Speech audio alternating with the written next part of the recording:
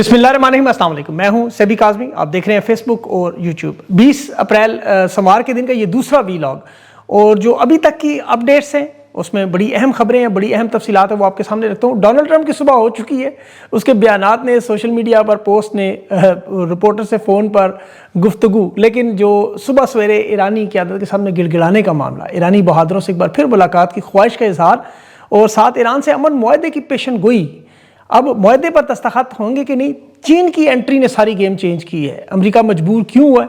चीन का जो जहाज़ अब नाए हरमस पर ईरान का समझ कर रोका गया, अमेरिका के गले की हड्डी बन गया। और बिन सलमान और चीनी सदर का आज पहला राब्ता, रूस के वज़ीर ख़ारजा की भी एंट्री, और हिंदुस्तान का अजीत देओल भी सऊदी अरब पहुंच गया, सलामती का मुशीर।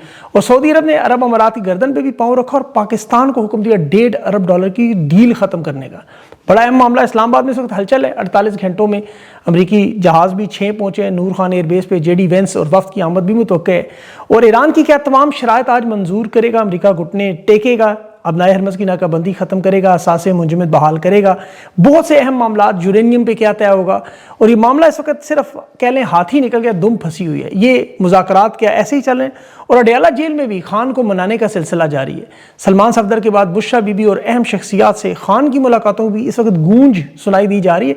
इसमें क्या मामला है, तफसील से बात करते हैं इन सारी खबरों की।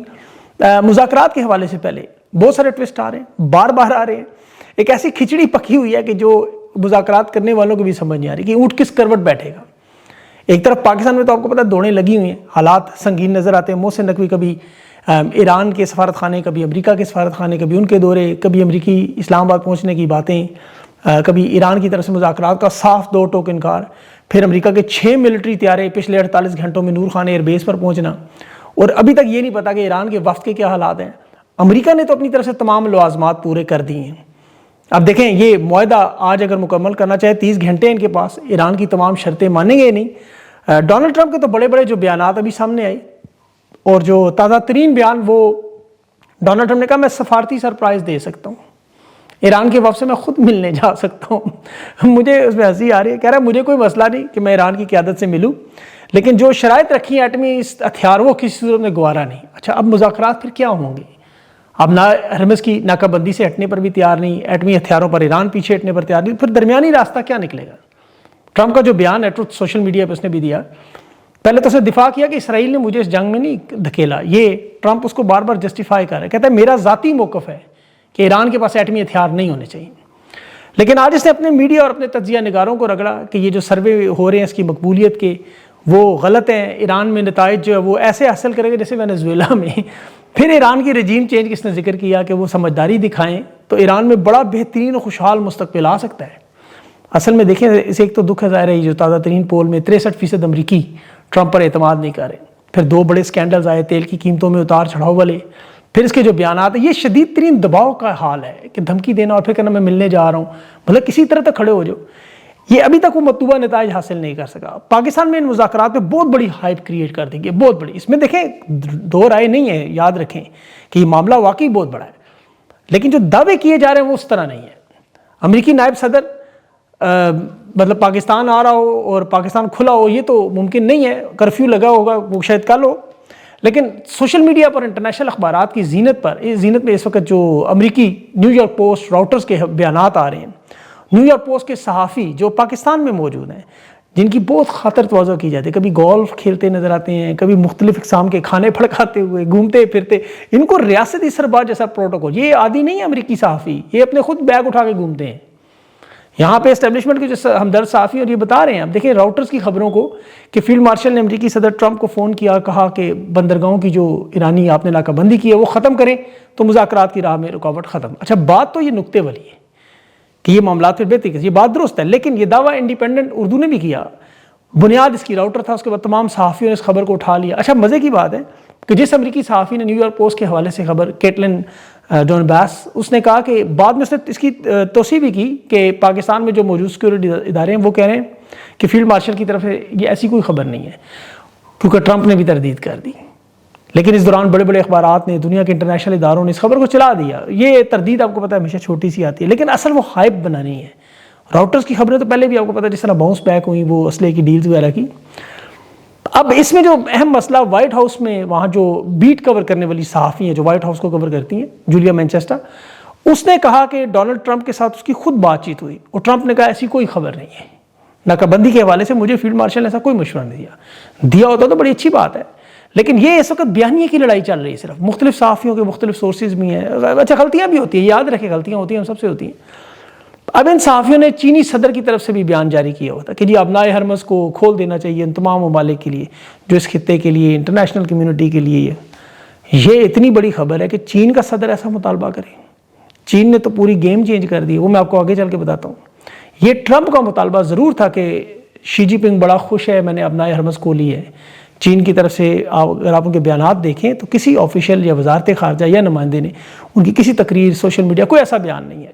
جنگی حالات میں ایسی خبریں ضرور آگے پیچھے آتی ہیں، باؤنس بیک بھی ہوتی ہیں۔ یہ جو مذاکرات کا یہ آپ دیکھ لیں، کبھی صبح ہو رہے ہوتے ہیں شام کو نہیں ہو رہے ہوتے، شام کو حملہ ہوتا ہے صبح، مطلب یہ چیزیں چلتی نہیں، اس میں تو کوئی دو رائے نہیں، لیکن ان جنگی حالات میں بڑی چیزیں کامن۔ اب جو سب سے بڑا اہم معاملہ دیکھیں 22 تاریخ پرسوں جو میرے پاس تو شروع ہوگی 21، لیکن کل پرسوں 22 ہے بدھ والا دن، یہ سیز فائر کا وقت ختم ہو رہا ہے، یعنی اس میں تقریباً 30 گھنٹے باقی ہیں۔ اب اس سے پہلے امریکہ نے کامیابی حاصل کرنے کی کوشش کرنی ہے، اس میں ایک ہائی لیول میٹنگ اسلام آباد میں بالکل انہوں نے کروانے کی کوشش کی ہے، وہ کامیاب نہیں ہو سکی کیونکہ ایران نے صاف انکار کیا ہوا ہے۔ اب ڈونلڈ ٹرمپ جو ہے وہ ناکہ بندی بند ابھی نہیں کرتا جب تک اپنے جہازوں کو واپس نہیں بلاتا، اس وقت تک ایران نے کہا مذاکرات کا دوسرا راؤنڈ نہیں ہوگا۔ ٹرمپ لیکن یہ کہہ رہا ہے کہ جو یورینیم والا معاملہ ہے، ایٹمی ہتھیار والا معاملہ، وہ اس پر سمجھوتا نہیں ہوگا۔ اب ٹرمپ کے دونوں نمائندے اس کے مطابق سٹیو وٹکاف اور جیرڈ کشنر، اور ساتھ وہ کہہ رہا ہے میرا نائب صدر، یہ چند گھنٹوں میں اسلام آباد پہنچنے والے۔ اب یہاں پہ دیکھیں چین نے کیا کیا، کیوں انہیں اتنی افراتفری مچی جو بالکل تیار ہی نہیں تھے کہ سیز فائر کا وقت ختم ہونے کے اتنی جلدی۔ ایک تو ظاہر ہے ٹرمپ کو آپ کو پتہ ہے وہ فیس سیونگ آپ سب جانتے ہیں، ورنہ اسے توسیع کرنی پڑے گی سیز فائر میں، اور یہ اس کی پھر بہت بڑی ہار ہے کہ 3 ہفتوں میں اس نے پھر چین کے صدر سے ملنا بھی ہے، اور طاقت کے اب جو خطے میں نئے مراکز بننے جا رہے ہیں، جو تبدیلی کا اصل نقشہ ہے، ایران جو نیا سرپنچ بن کے آ رہا ہے، وہ میں آپ کو آگے چل کے بتاتا ہوں۔ لیکن امریکی پریشانیاں ہیں کیا، مذاکرات کے لیے دوڑیں کیوں لگی ہیں؟ ایک طرف ٹرمپ کے معاملات آپ کو پتہ ہے جو سیاسی اس کے معاملات، دوسرا جو ایڈمنسٹریشن کے اندر سخت اختلافات اور دراڑیں ہیں، یہ معاہدہ کرنے کی جلدی کیوں ہے؟ جہاں اس کے اوپر پریشر ڈیولپ ہو رہا ہے کہ کچن کابینہ کے اندر اس کے اپنے قریبی لوگوں میں شدید اختلاف، ایک ٹرمپ کی اپنے نائب صدر کے ساتھ، یہ ذرا ذہن میں رکھیں، پھر جو وزارت دفاع میں پہلے آرمی جرنیلوں کے ساتھ ہوا، پھر اب جرنیلوں کے ساتھ، انٹیلیجنس اداروں کے ساتھ، اب جو کشیدگی میں نیا اضافہ وہ امریکی وزیر دفاع کی اپنے سیکٹری دفاع کے ساتھ۔ اب دیکھیں جو سیکٹری دفاع جس کا نام ہے ڈین ڈرسکو، یہ ٹرمپ کا بڑا قریبی کچن کیبنٹ کا حصہ بھی ہے۔ ٹرمپ نے اسے روس اور یوکرین کی جنگ بندی کے لیے بھیجا سفیر بنا کے۔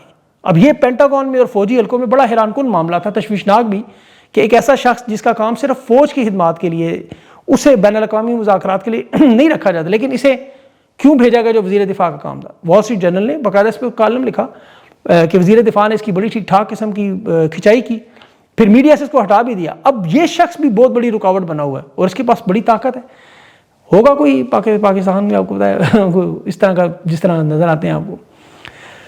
بہرحال یہاں جو معاملہ اس وقت دیکھیں نیا خطہ بنانے کا مڈل ایسٹ میں، جس میں عرب ممالک، پاکستان، بھارت میں بھی، بلکہ تبدیلیاں جو نظر آئیں گی سعودی عرب کے ساتھ بھی۔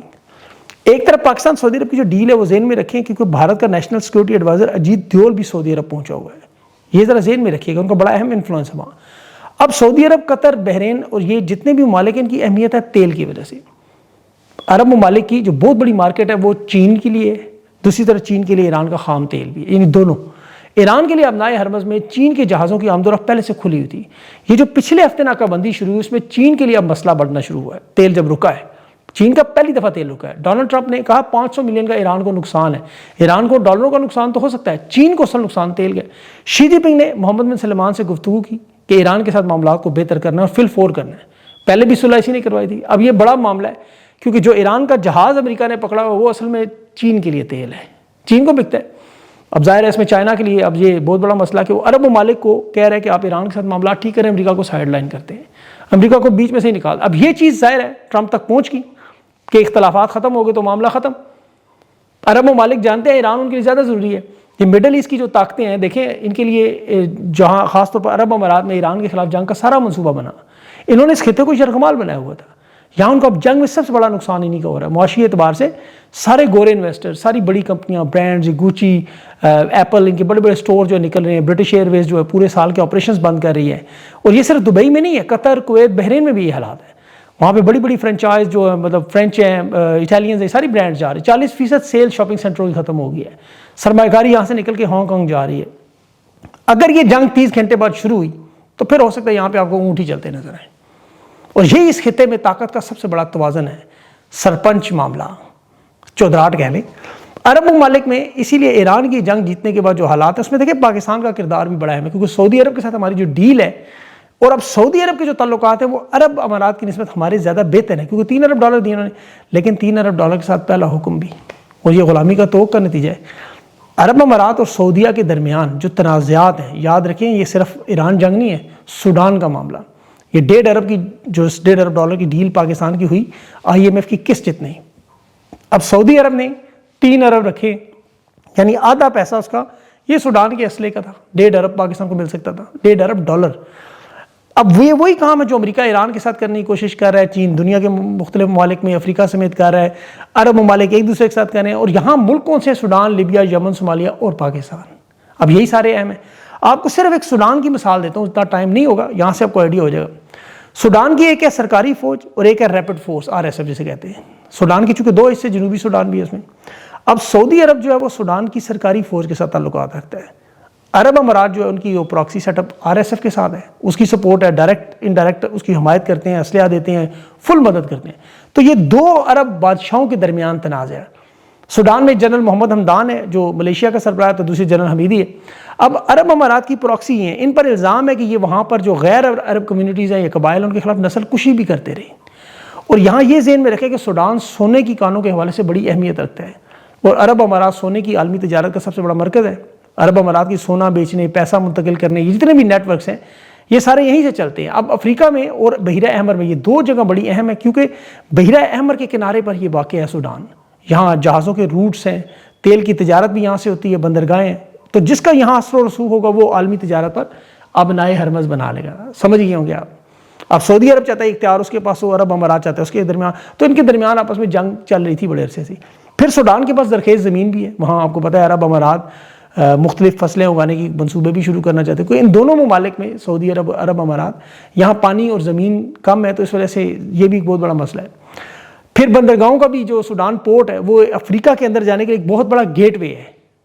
اور سعودی عرب یہاں چونکہ مذہبی حوالے سے حرمین شریفین کا اثر و رسوخ بھی. تو یہ بلاک کی جو کشمکش ہے, اس میں ایران کے خلاف جو امریکہ اسرائیل کی جنگ شروع ہونے سے پہلے عرب امارات اور سعودیہ کے درمیان باقاعدہ جنگیں بھی ہو چکی ہیں, اور وہ سوڈان کے معاملے پر تھی. اب یمن کے معاملے پر بھی آپ دیکھیں, وہاں جنوبی مشرقی یمن پر سعودی عرب نے کنٹرول کیا. سوڈان میں بھی عرب امارات کی پراکسی RSF کو پسپا کیا, ان علاقوں پر قبضہ کیا. اب یہاں پاکستان کا کردار کہاں سے آتا ہے, ذرا یہ ذہن میں رکھیں کہ پاکستان اس خطے میں کس کی مدد کرے گا. اب ذرا سوچیں, سوڈان میں اسلحے کی ڈیل کا یہ تو نہیں پتہ چلا کہ یہ سرکاری فوج کو تھا یا RSF کو تھا, عرب امارات کی پراکسی کو.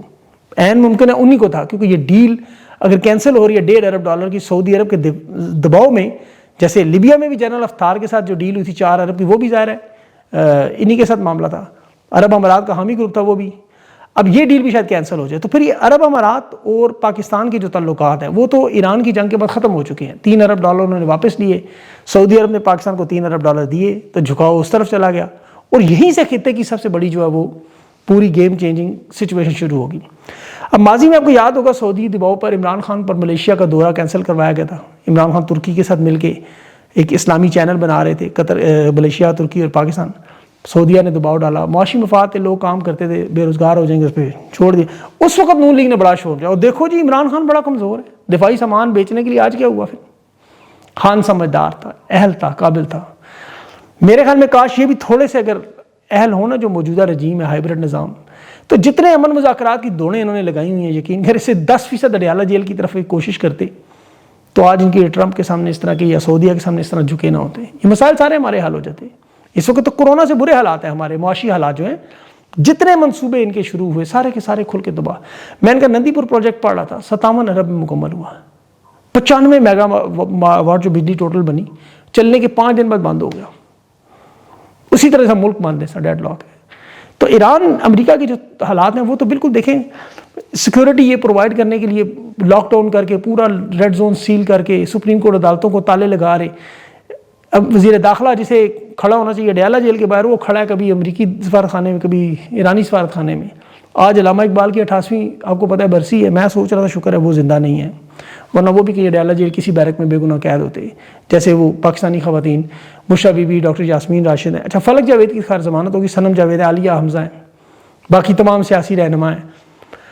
اب یہاں امن مذاکرات کے نام پہ انہوں نے وہ آپ کو پتہ ہے وقتی بیانیاں بنا کے ہائپ تو کریٹ کی ہوئی ہے. لیکن عمران خان کے معاملات میں اس وقت یہی جو خبریں انسٹال کی جا رہی ہیں، میرے خیال میں انسٹال ہی ہیں کہ بیرسٹر گور سے ملاقات کروا کے، کیونکہ ان کے اسٹیبلشمنٹ سے بڑے گہرے تعلقات ہیں بیرسٹر صاحب کے، اور ان کے علاوہ تو انہیں لگتا ہے کہ اسٹیبلشمنٹ کو ہم نے طریق انصاف کو ہم نے قابو کر لیا ہے، اب ہمارے لیے خطرہ نہیں ہے.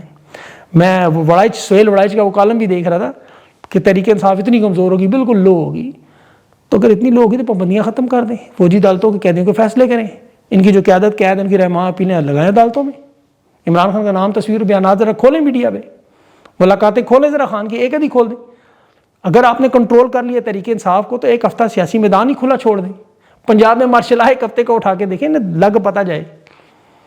یہ عمران خان کی منت اللہ کا، جیسا ڈونلڈ ٹرمپ کر رہے ہیں نا ایران کی، اور دھمکیاں بھی دیتا ہے، دباؤ بھی دیتا ہے، یہ اسی طرح کر رہے ہیں. حالات تو پاکستان کے اس لیول پہ یقین کریں، موازنہ کریں جب بھی عمران خان کے دور کے ساتھ، چاہے گیس، بجلی، بنیادی ضروریات ہوں، بجلی کے بل ہوں، بے روزگاری ہو، جو بھی، تو منہ سے وہی چیز نکلتی ہے جو واپڈا کی بجلی بند ہوتے ہوئے پہلا لفظ آپ کے منہ سے نکلتا ہے. یہ جو امن امن امن کر رہے ہیں نا، اصل امن تو پاکستان میں ضروری ہے. لیکن یہاں چونکہ منافقانہ کردار ہے، باہر ثواب اور گھر عذاب، ان کی نیتوں کو آپ کو پتہ ہے پھر پھل اسی طرح ہی ملتے ہیں. پاکستان کے حالات جو نظر آ رہے ہیں، غبارے میں ہوا بھری ہوئی ہے فی الحال، وہ ایک سوئی لگنے سے پھٹ جاتا ہے. اصل حالات ٹھیک کرنے کا معاملہ صرف یہی ہے، بیرسٹر گور کی بجائے خود جائیں، عمران خان کو ڈیل پر تیار کرنے کا وقت ضائع نہ کریں، حقیقی معنوں میں اصل مذاکرات کریں، آئین، قانون اور انصاف کو واپس لا کے. دیکھیں 3 سال کی ایکسٹینشن دی، 4 سال کر لیا اقتدار، اب اور کتنا کریں گے؟ یہ ختم تو ہوگا ظاہر ہے خطے میں، وہاں بھی امن آ جائے گا، مذاکرات. یہاں کیا ہوگا؟ عوام کے مینڈیٹ کا احترام کریں، آئین اور انصاف کو آنے دیں. ورنہ پانی نے راستہ تو دیکھیں بنانا ہے، جتنے مرضی پل باندھ لیں، جی کا تو جانا ٹھہرا، آج جائے گا کل جائے، یہ تو اللہ کو پتہ ہے. بہرحال قاضی فائز کے انجام سے ہی سیکھ لیں سبق، جنرل باجوہ کے انجام سے بھی. اللہ انہیں عقل دے، اقتدار کی ہوس ان کے دلوں سے نکالے. یہ دعا کیا کرے ساتھ کہ پاکستان پر رحم کریں، ان کے دلوں سے اقتدار کی ہوس نکالے، پھر شاید کچھ انہیں سمجھ آئے. اپنا خیال رکھیں، مجھے اگلے ویلا تک کے لیے اجازت دیں. اللہ حافظ.